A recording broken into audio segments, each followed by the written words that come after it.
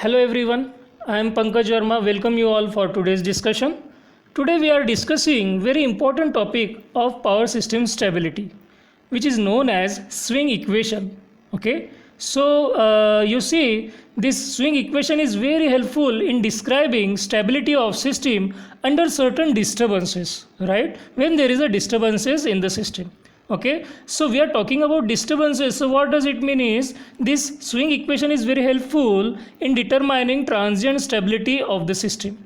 Okay, as we already know about our power system is that power system consists of number of synchronous machines, right? So number of synchronous machines are operating synchronously under all operating conditions.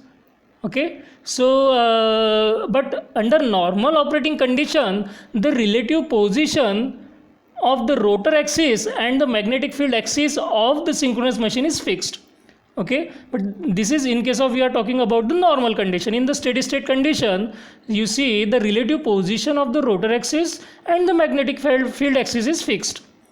Okay, so whereas the angle between these two is nothing but the power angle or torque angle, right? The angle between the rotor axis and the magnetic field axis is nothing but the power angle, or you can say it as a torque angle, that you may already learn in the electrical machines, right? So now we are trying to understand it, what is happening with the rotor of the synchronous machine during the transient condition.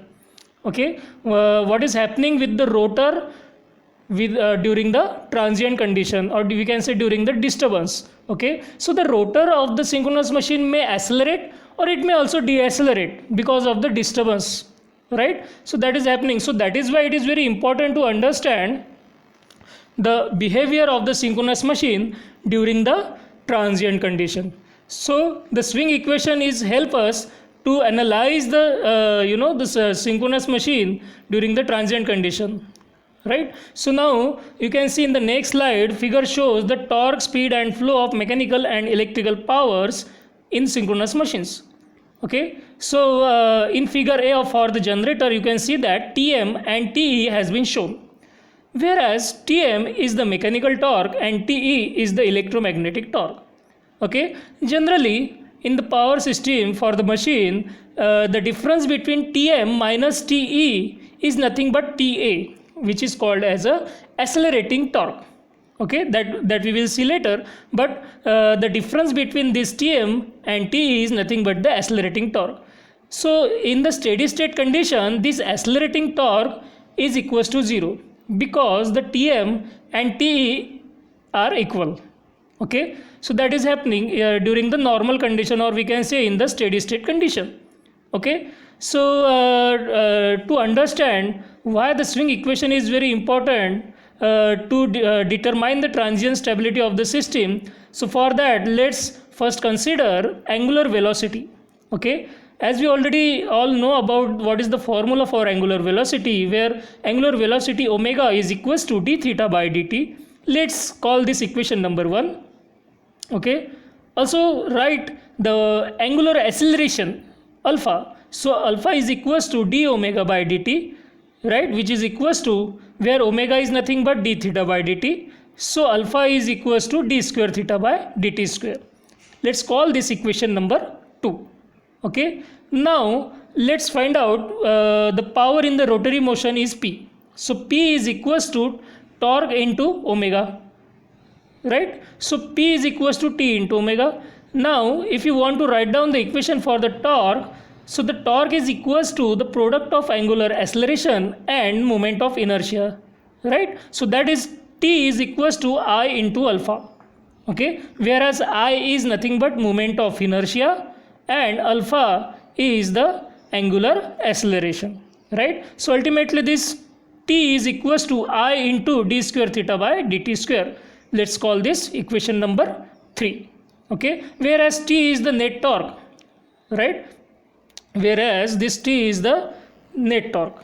Are you this is very important that this T is the net torque, or we can say, or algebraic sum of all torque. Okay, algebraic sum of all torque. What are the other torques are the Tm and Te, the mechanical torque and the electrical torque. We can see in the next slide whereas Tm is nothing but the, you can say, shaft torque from prime mover. Okay, and Te is electromagnetic torque which you can find at output of alternator, right? Since we already discussed that this accelerating torque Ta is equals to Tm minus Te. Okay, so this Ta is equals to Tm minus Te. So that we already said that in steady state condition this difference is 0. So that is why this Ta is equals to 0. Okay, but during the transient or during the disturbance this Ta is non-zero. Okay, so what is our aim? What is our aim is to find out during the transient condition what will be the position of the rotor after the occurrence of fault. Okay, so our aim is to find out the angular position of the rotor. So whereas theta is the angular position of the rotor, you can see in the next diagram that theta is the angle between the rotor field axis and the reference axis. Okay, whereas theta is the angular position of the rotor. So in our equation where we have found the theta is in you may observe that in equation number 3 here T is equals to I into d square theta by dt square. Okay, so our aim is to find out the theta, which is the angular position of the rotor of synchronous machine. Okay, so if you try to write down the equation for the theta from the given diagram, so what will be the equation?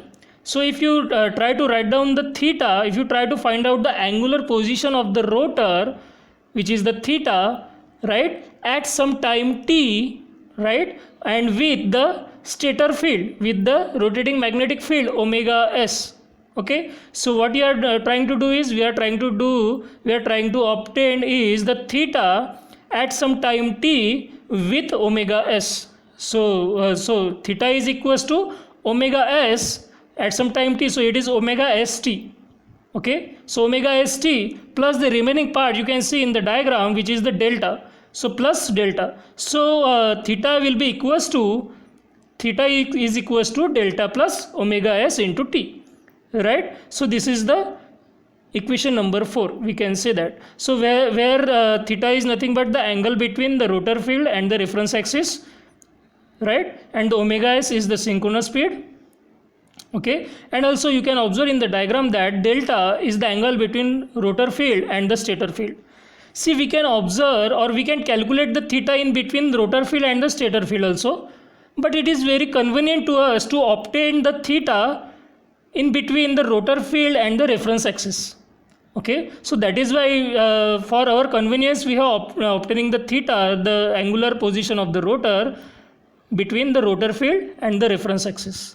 Okay, now if we differentiate equation number 4, you can see in the next line, if we differentiate equation number 4 with respect to time, we get d theta by dt is equals to d delta by dt plus omega s, right, after the differentiation. So let's call this equation number 5, right? Now if we again differentiate equation number 5, so what we are getting is, you can see in the next line, d square theta by dt square is equals to d square delta by dt square, right? So we are getting d square delta by dt square, right? So which is nothing but the angular acceleration, right? So now what is happening is, if we put this angular acceleration which we have obtained, d square theta by dt square is equals to d square delta by dt square, which is nothing but angular acceleration. If we substitute this equation in our equation number 3, where we have the theta, right? So if we substitute this in equation number 3,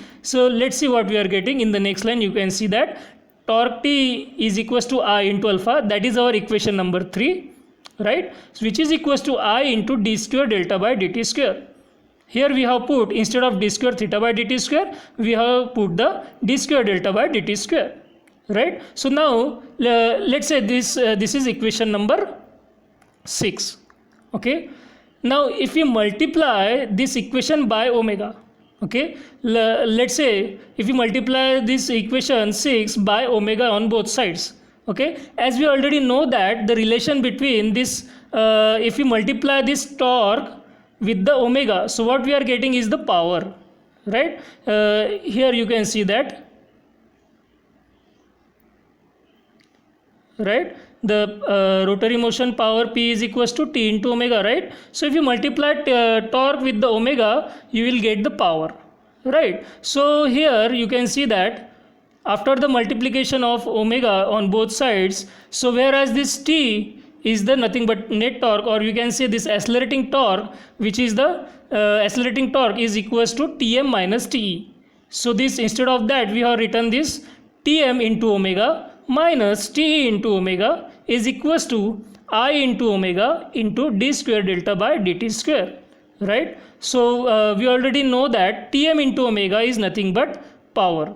So it is Tm, so instead of this here it is the Tm, so we can obtain Pm, right? And T into omega is nothing but Pe, right? So our equation now becomes Pm minus Pe is equals to m into d square delta by dt square, right? So let's say this is equation number 7 and this is the swing equation. Okay, so this equation number 7 is called as swing equation. Whereas the remaining nomenclature, you can see in the next line that whereas m is nothing but I into omega. Okay, so this m is equals to I into omega, and Pm is equals to Tm into omega, which is the shaft power input. Pe is equals to Te into omega, which is electrical power output, and Pa is equals to Pm minus Pe, which is the accelerating power. Similarly, that we have seen in the torque, right? So, like Tm minus T is nothing but the accelerating torque. So similarly, Pm minus P is nothing but the accelerating power. Okay, whereas m is considered as the inertia constant of machine. Okay, whereas you have seen that m is considered as constant and taken as I into omega s instead of I into omega. Okay, so why we have done that is the angular momentum m is not necessarily constant, because the speed omega is varies somewhat during the swings, right? During the swings is happening, so this omega is varies somewhat during the swings, so which follows the disturbance. So that is why in practical case what is happening is the change in speed omega before the synchronism is lost is very small. Okay, compared to the normal speed omega s. Okay, so that is why that very little error is introduced by the assumption that m is constant. Hence we consider m is equals to I into omega s. Okay, so the value of m is known as inertia constant of machine, right? So I hope you are getting the meaning of and the importance of the swing equation. In the next lecture we will see the equal area criteria. Okay, so thank you all, take care, goodbye.